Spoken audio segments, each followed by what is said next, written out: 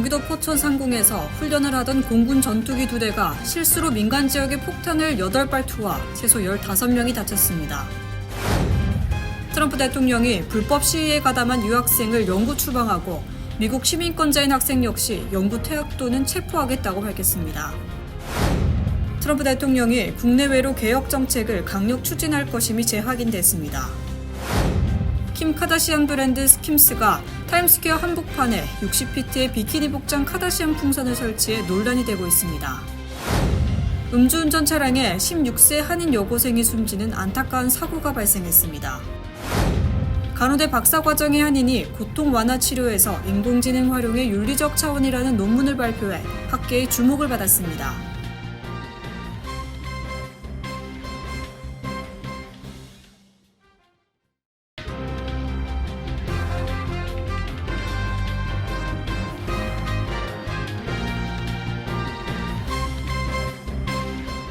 시청자 여러분 안녕하십니까? KBTV 뉴스9 전상입니다.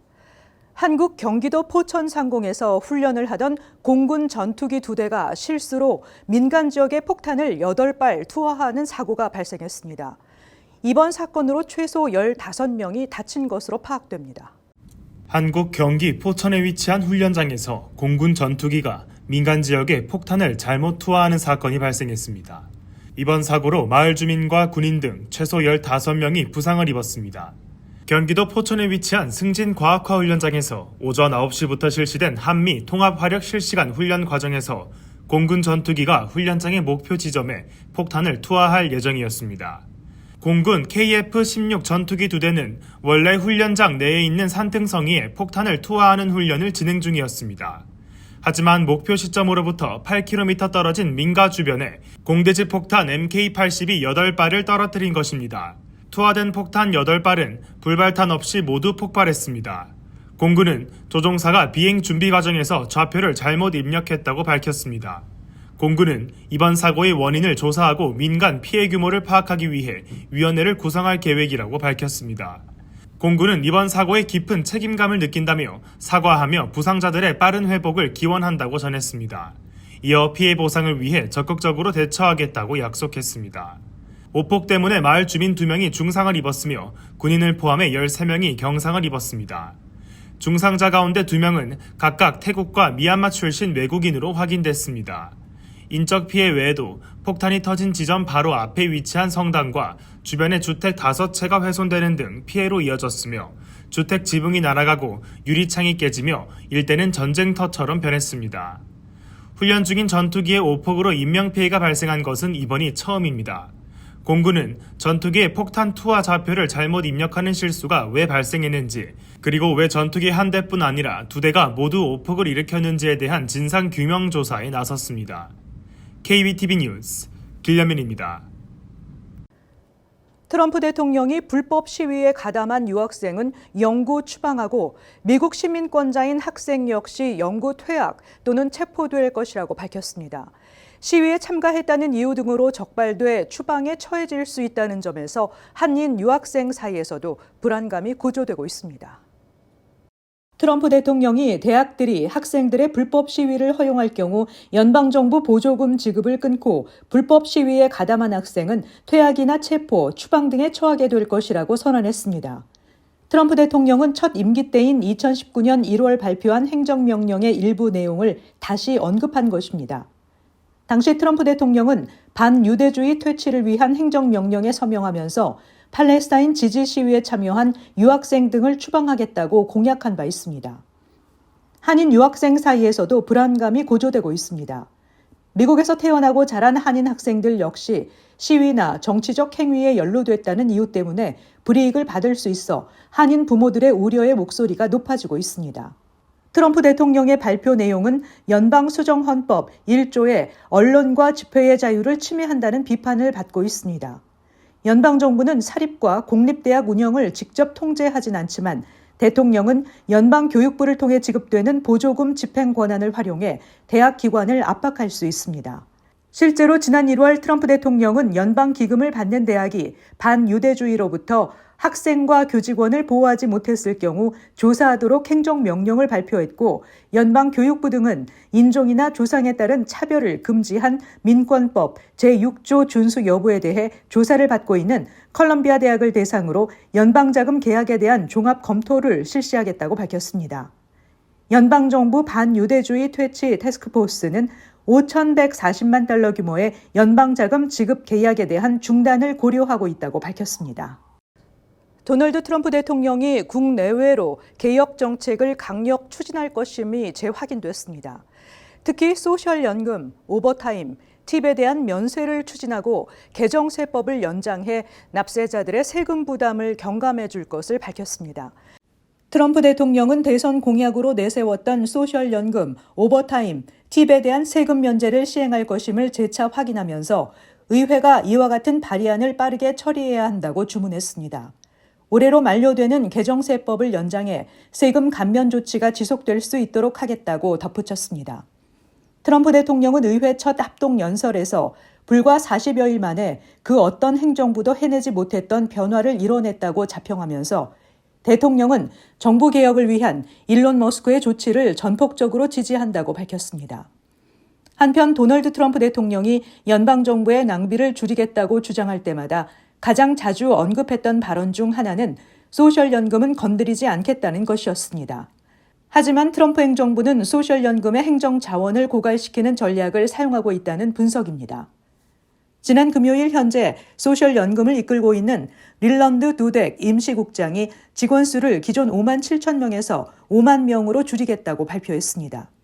지난해 11월 당시 사회보장국 국장이었던 마틴 오말리는 연방하원 청문회에서 현재 기관의 직원 수는 50년 만에 최저 수준이며 사상 최대 규모의 수혜자를 감당하고 있다고 밝힌 바 있습니다.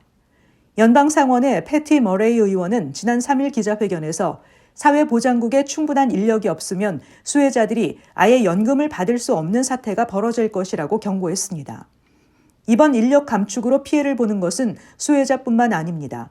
현재 약 1억 8,300만 명이 근로소득에서 사회보장세를 납부하고 있으며 이들의 기여 기록이 정확하게 관리되지 않으면 소셜연금 지급에 큰 혼란이 발생할 수 있습니다.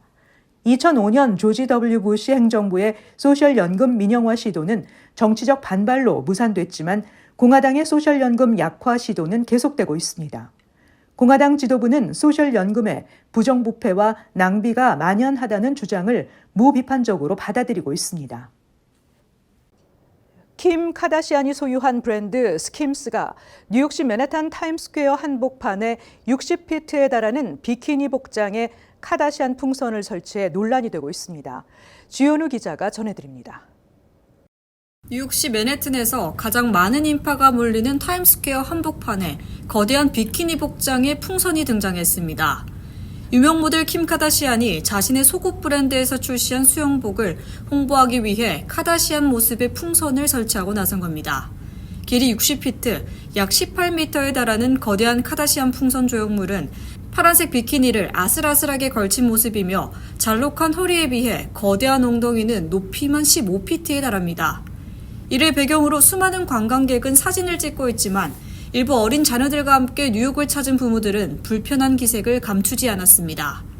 스킨스가 홍보하는 파란색 비키니 수영복은 공식 웹사이트에서 $88에 판매되고 있습니다. 이는 카다시안이 최근 바하마 허버에서 착용했던 수영복과 유사합니다. 이색적인 풍경에 풍선 조형물 앞에서 사진을 찍는 인파도 많았지만 일부 시민들은 도대체 뭘 광고하려는 건지조차 모르겠다. 카다시안이 과격한 스타일인 건 알고 있었지만 이는 너무 과하다는 반응이 나오고 있습니다.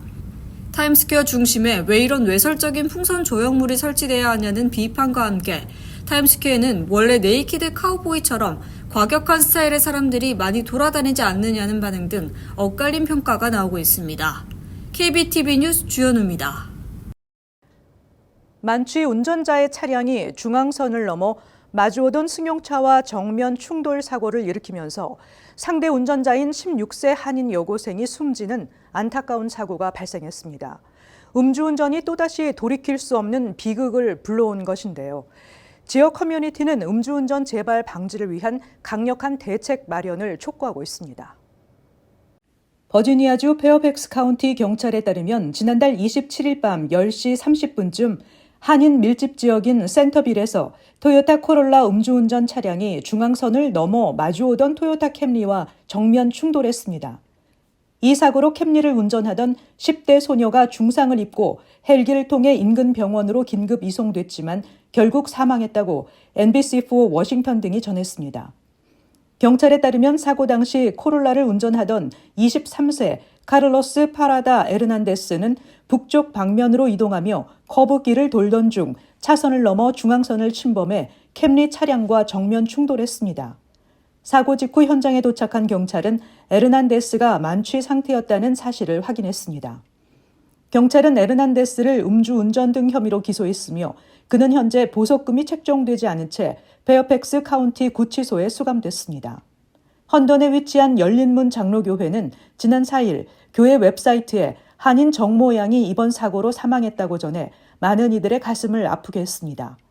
정량이 재학하던 샹틸리 고등학교를 포함한 다양한 온라인 게시물에는 그녀가 커뮤니티 봉사활동에 활발히 참여하는 등 밝은 미래가 기대되는 유망한 학생이었다며 애도의 글들이 이어지고 있습니다. 이번 사고로 큰 충격에 빠진 한인들을 포함한 지역 커뮤니티는 음주운전에 대한 비판의 목소리를 높이며 재발 방지를 위한 강력한 대책 마련을 촉구하고 나섰습니다.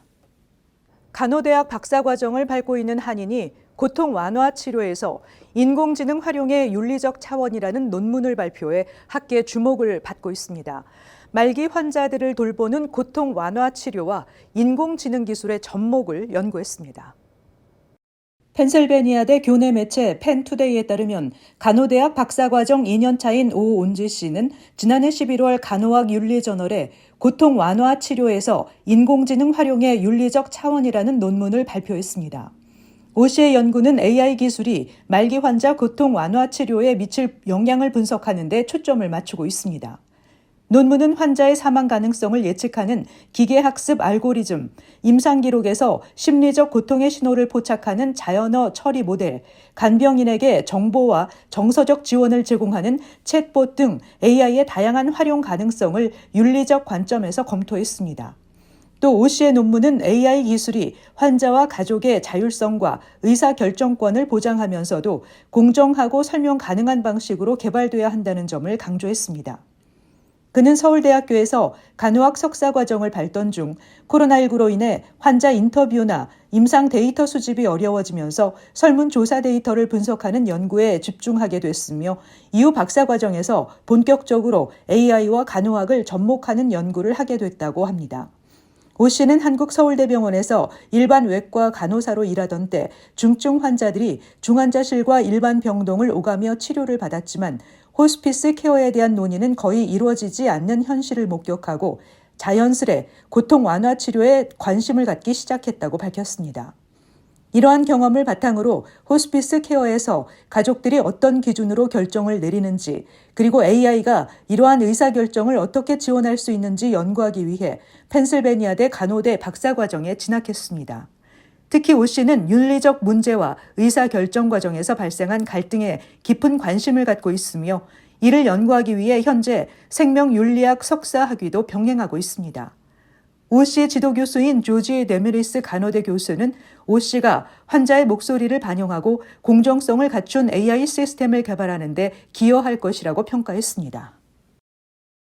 주 뉴욕 총영사관은 모바일 신분증 시범 발급 제외 공간으로 선정돼 오는 10일부터 서비스를 시작합니다. 발급 대상은 재외국민 등록자로 등록된 지역에 183일 이상 거주하지 않아 재외국민 등록이 말소된 경우 신청이 불가능합니다. 또 한국 주민등록번호를 소지해야 하며 유효한 대한민국 전자여권 소지자, 만 14세 이상 등의 조건을 충족해야 합니다. 재외국민용 모바일 신분증은 대리 신청이 불가능하며 반드시 본인이 신청해야 합니다.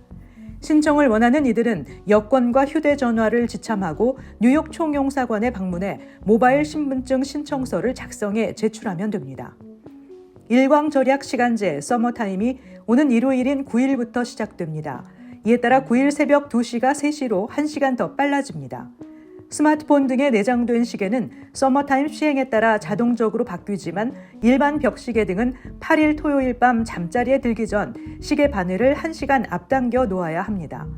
서머타임 시행에 따라 뉴욕 등 동부 지역에서 한국과의 시차는 현재 14시간에서 13시간으로 줄어들게 됩니다.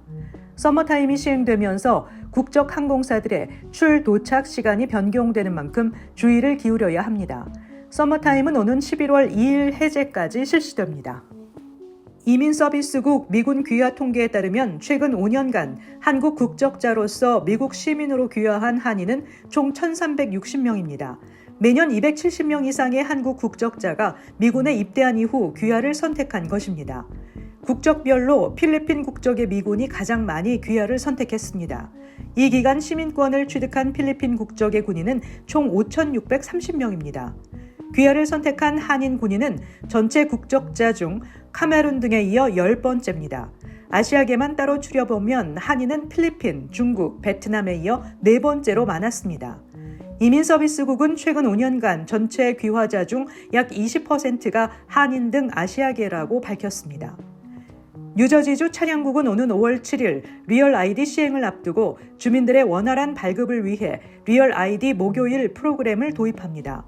이달 20일부터 시작되는 이 프로그램은 매주 목요일마다 주 저녁에 면허 발급센터에서 약 4,500개의 신규 리얼 아이디 및 면허 갱신 예약을 제공합니다.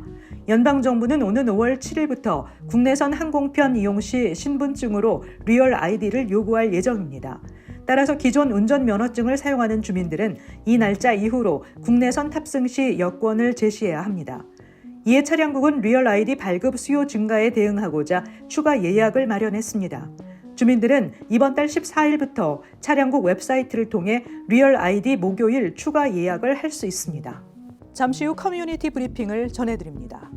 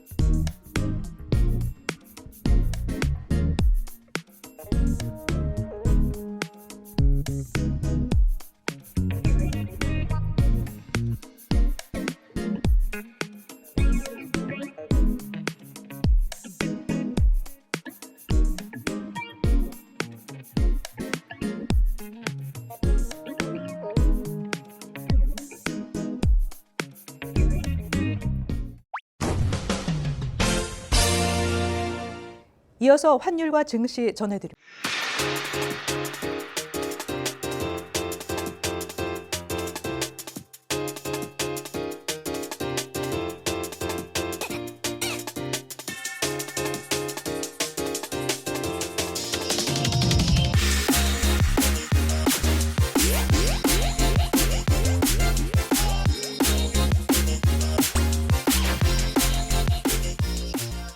잠시 후 뉴욕과 뉴저지 날씨 전해드립니다.